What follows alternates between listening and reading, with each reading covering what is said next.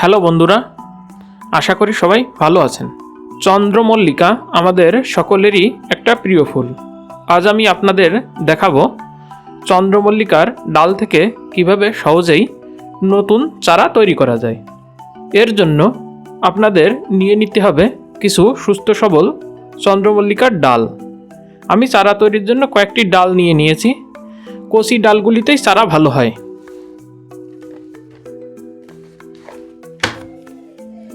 এবার এগুলিকে একটা ধারালো কিছু দিয়ে কেটে নিতে হবে। আমি যেভাবে কাটছি আপনারাও সেভাবে কেটে নেবেন। চলুন একে একে সবগুলি ডাল কেটে নেই।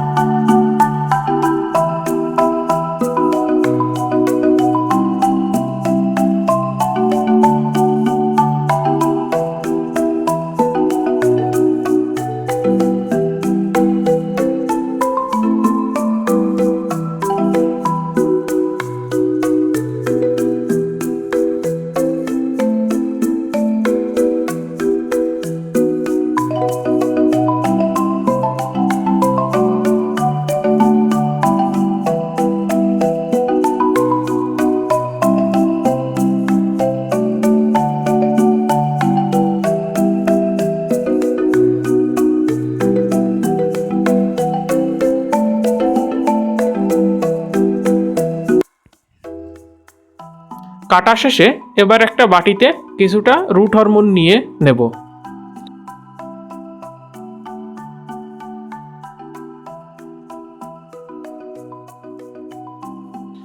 একটা বালি ভর্তি পট নেব।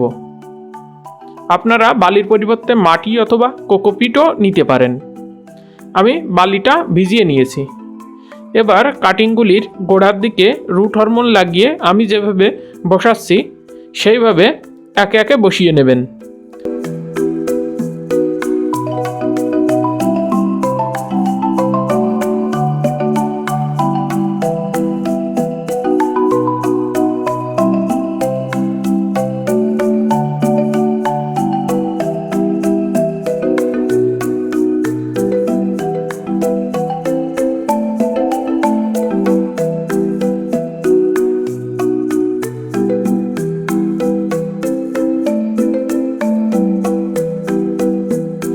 গোড়ার দিকের অংশ যদি বসান তাহলে অবশ্যই পুরনো শিকড়গুলি কেটে নেবেন।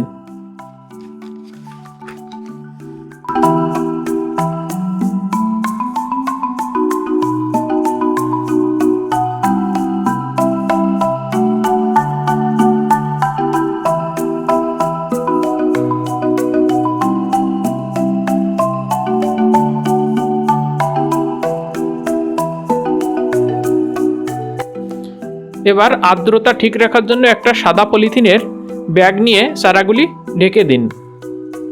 বর্ষাকালে বসালে ঢাকার দরকার নেই। এবারে এই কাটিংগুলিকে এমন জায়গায় রাখবেন যেখানে পর্যাপ্ত আলো বাতাস পায় কিন্তু সরাসরি রোদ না লাগে। মাঝে মধ্যে ব্যাগ সরিয়ে জল দিন। শীতের সময় রুট আসতে একটু সময় লাগে, গরমের সময় দ্রুত রুট চলে আসে। পরবর্তী পার্টে আমি আপনাদের দেখাবো রুট চলে আসার পরে কিভাবে রিপোর্টিং করতে হবে। ভিডিওটি সম্পূর্ণ দেখার জন্য ধন্যবাদ।